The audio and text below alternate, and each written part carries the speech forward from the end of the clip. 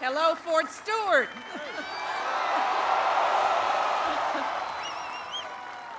We are beyond thrilled to be with all of you today. And before I get started, there's just one thing I want to say, and that is, hooah! Did I do that right? All right, good. Phew. I want to start by thanking Sergeant Marshall for that very kind introduction and for sharing his story with us today. And I want to thank all of you, our men and women in uniform, our veterans, and your extraordinary families. I mean, absolutely, for the families, yes. One of my greatest privileges as First Lady has been meeting folks like you on bases in communities all across this country. And I always say this, but I can never say it enough. I am in awe of you. I'm in awe of how many of you signed up to defend our country in a time of war, serving heroically through deployment after deployment.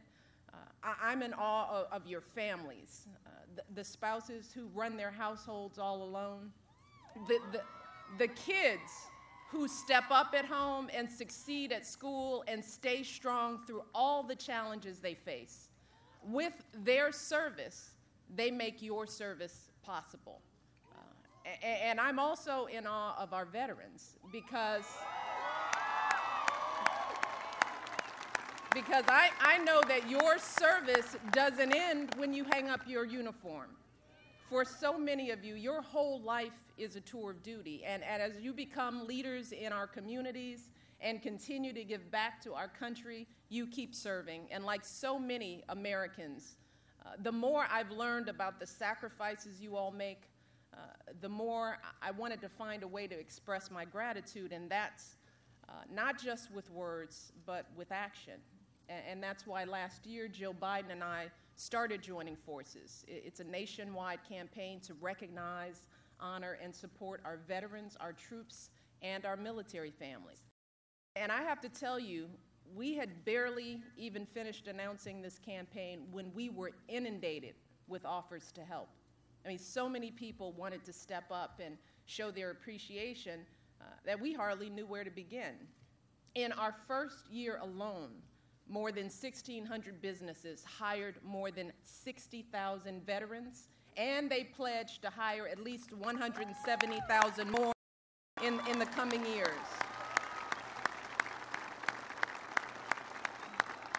Yeah. National associations of doctors and nurses representing millions of health professionals are working to improve treatment for post-traumatic stress and traumatic brain injuries.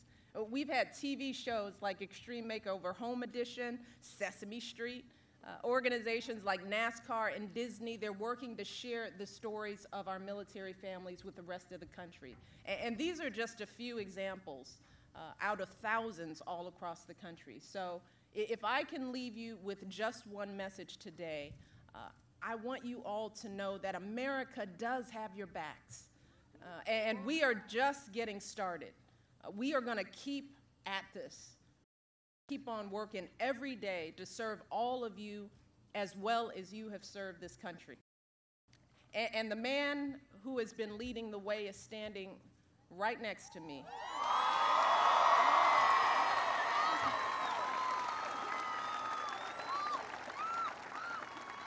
And ladies, I think he's kind of cute.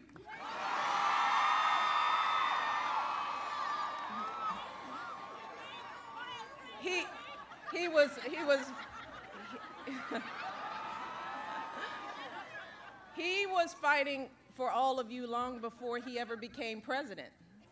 He's made veterans employment a national priority with tax breaks for businesses that hire veterans and wounded warriors. He's working to end the outrage of veterans' homelessness once and for all. He championed the post-9/11 GI Bill, which has helped more than 500,000 veterans and military families go to college. And today, with this new effort to ensure that you all get the education you've earned, that story continues.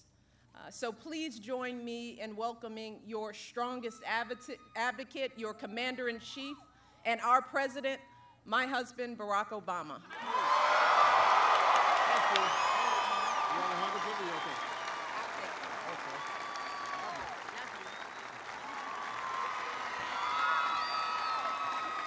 Hello, Fort Stewart.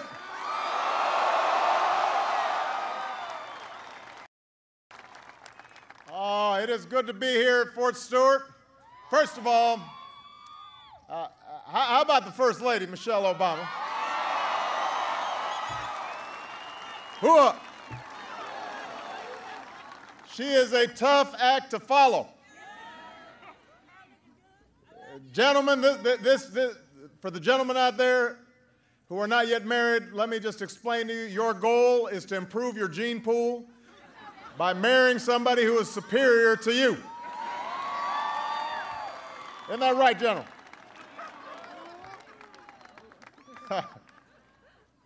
Listen, and as you just heard, when it comes to all of you, when it comes to our military, our veterans, your families, Michelle Obama and Jill Biden have your back.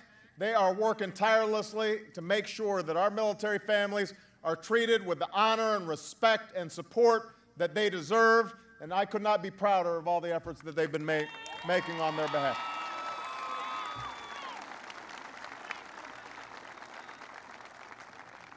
It's a privilege to hang out with some of America's finest. The dog-faced soldiers of the 3rd Infantry Division. Rock of the Marne. We've got a lot of folks in the house. We've got the Raider Brigade. We've got the Spartan Brigade. We've got the Vanguard Brigade. We've got the Provider Brigade. And we've got the Falcon Brigade. Let me thank Major General Abrams and his beautiful wife, Connie, for welcoming us. Abe is doing an incredible job carrying on his family's incredible tradition of service to our country. So we are grateful for him. Give him a big round of applause.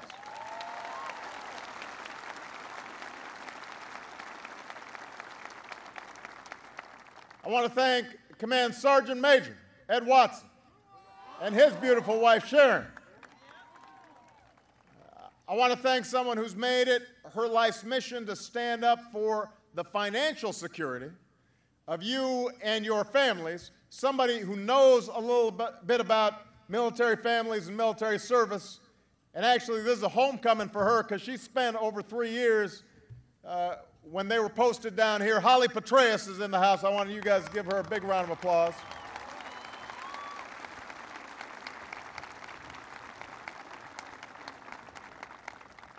But most importantly, I want to thank all of you. I want to thank you for your service. I want to thank you for your sacrifice. I want to thank you for your unshakable commitment to our country. You have worn the uniform with honor. You've performed heroically in some of the most dangerous places on earth.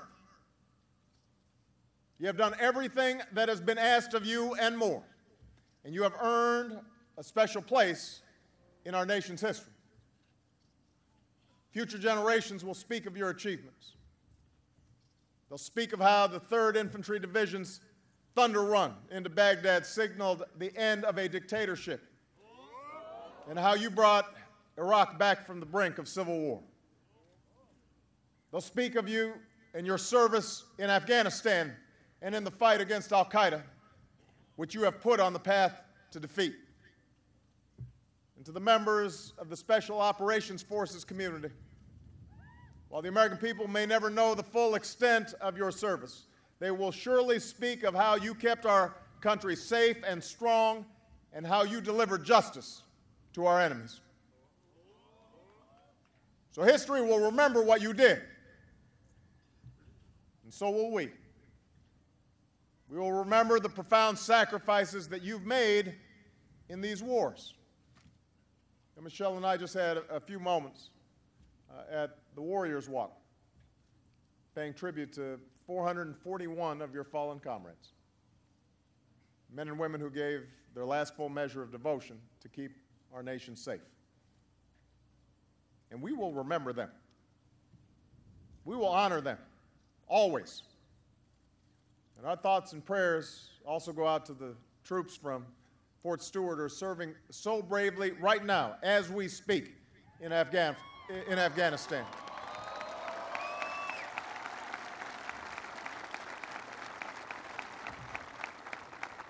And I know many of you will be deploying there too, so you know you're going to be in our thoughts and prayers. Your generation, the 9/11 generation, has written one of the greatest chapters of military service that America has ever seen. But I know that for many of you, a new chapter is unfolding. The war in Iraq is over. The transition in Afghanistan is underway. Many of our troops are coming home, back to civilian life. And as you return, I know that you're looking for new jobs and new opportunities and new ways to serve this great country of ours. 3 years ago, I made your generation a promise. I said that when your tour comes to an end, when you see our flag, when you touch down on our soil, you'll be coming home to an America that will forever fight for you, just as you fought for us. For me as president, it's been a top priority.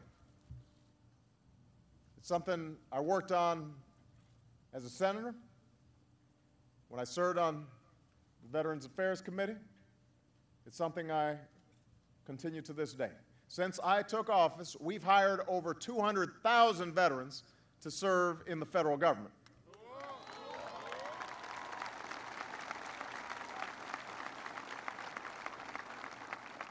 We've made it easier for veterans to access all sorts of employment services.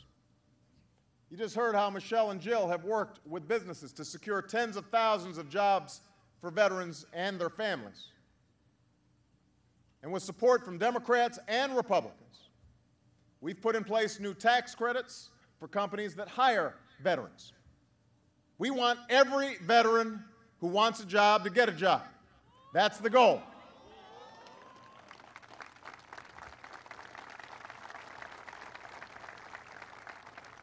And those of you who want to pursue a higher education and earn new skills, you deserve that opportunity as well.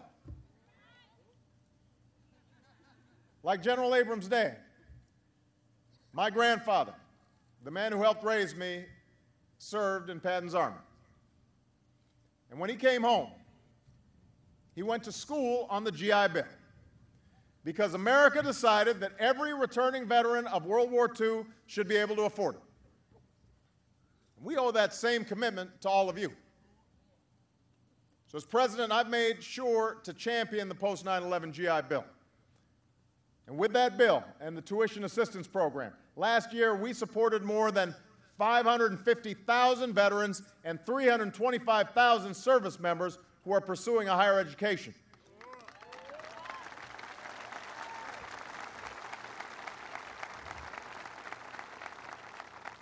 Because higher education is the clearest path to the middle class. Now that's progress, but we've got more to do. We can't be satisfied with what we've already done. We've got more to do. We've got to make sure you've got every tool you need to make an informed decision when it comes to picking a school. And that's why Michelle and I are here today. Right now, it's not that easy. I've heard the stories. Some of you guys can relate. You may have experienced it yourselves. You go online to try and find the best school for military members or your spouses or other family members. You end up on a website that looks official. They ask you for your email, they ask you for your phone number. They promise to link you up with a program that fits your goals. Almost immediately after you've typed in all that information, your phone starts ringing. Your inbox starts filling up. You've never been more popular in your life. All these schools want you to enroll with them. And it sounds good. Every school and every business should be out there competing for your skills and your talent and your leadership. Everything that you've shown in uniform. But as some of your comrades have discovered, sometimes you're dealing with folks who aren't interested in helping you. They're not interested in helping you find the best program. They are interested in getting the money. They don't care about you. They care about the cash. So they harass you into making a quick decision with all those calls and emails. And if they can't get you online, they show up on post.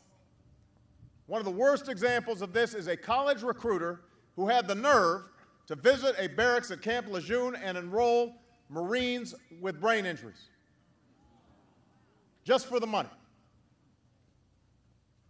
These Marines had injuries so severe, some of them couldn't recall what courses the recruiter had signed them up for. That's appalling. That's disgraceful. It should never happen in America. I'm not talking about all schools. Many of them, for-profit and non-profit, provide quality education to our service members and our veterans and their families, but there are some bad actors out there. They'll say you don't have to pay a dime for your degree, but once you register, they'll suddenly make you sign up for a high-interest student loan. They'll say that if you transfer schools, you can transfer credits, but when you actually try to do that, you suddenly find out that you can't. They'll say they've got a job placement program when in fact they don't. It's not right. They're trying to swindle and hoodwink you. And today here at Fort Stewart, we're going to put an end to it.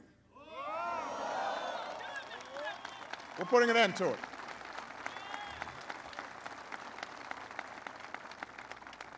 The executive order I'm about to sign will make life a whole lot more secure for you and your families and our veterans, and a whole lot tougher for those who try to prey on you.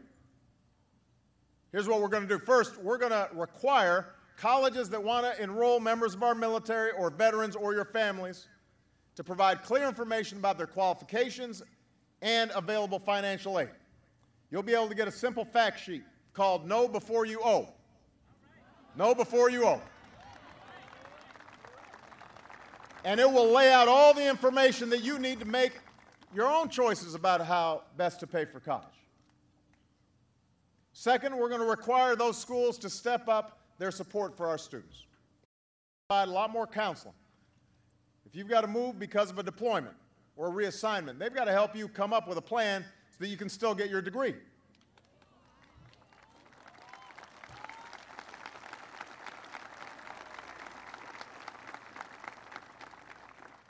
Number three, excuse me.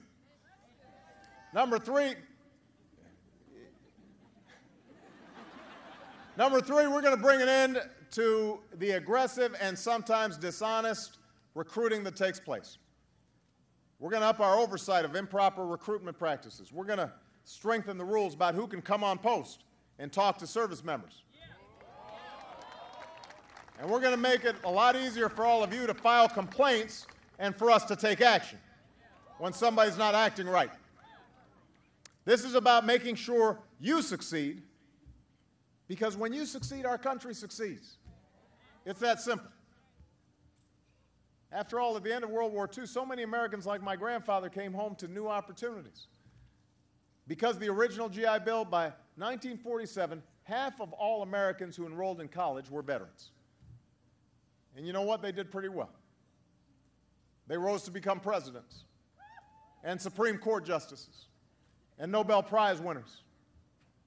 They went on to become scientists and engineers and doctors and nurses. 8 million Americans were educated under the original GI Bill.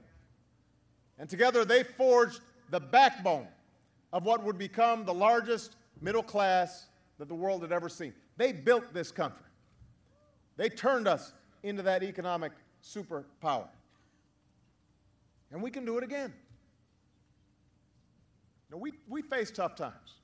We've gone through the worst recession since the Great Depression, 2 wars. But you know what? We face tough times.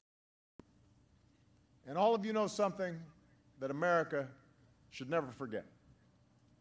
Just as you rise or fall as one unit, we rise or fall as one nation. Just as you have each other's backs, what's always made America great is that we have each other's backs. Each of us is only here because somebody looked out for us. Not just our parents, but our neighbors and our communities and our houses of worship and our VFW halls. Each of us is here because we had a country that was willing to invest in things like community colleges and universities and scientific research and medicine and caring for our veterans. Each of us is only here because somebody somewhere had our backs. This country exists because generations of Americans worked together and looked out for one another. Out of many, we are one. Those are the values we've got to return to. If we do, there's nothing this country cannot achieve. There's no challenge that's too great for us. There's no destiny beyond our reach. As long as we're joined in common purpose and common resolve, better days will always lie ahead, and we will remind everybody why the United States of America is the greatest country on earth. And as I look out at this sea of incredible men and women, it gives me confidence that our best days are still ahead. God bless you. God bless our armed services. God bless the 3rd Division. God bless the United States of America. Thank you very much.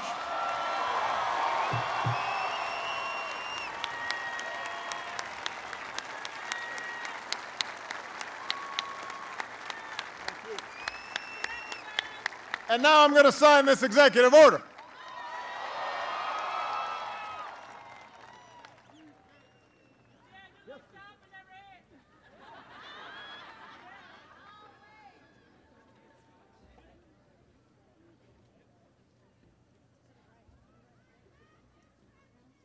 I love you back, man.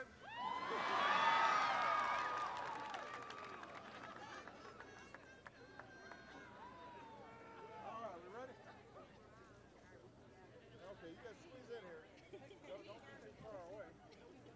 Although make sure the shorties are close by. Don't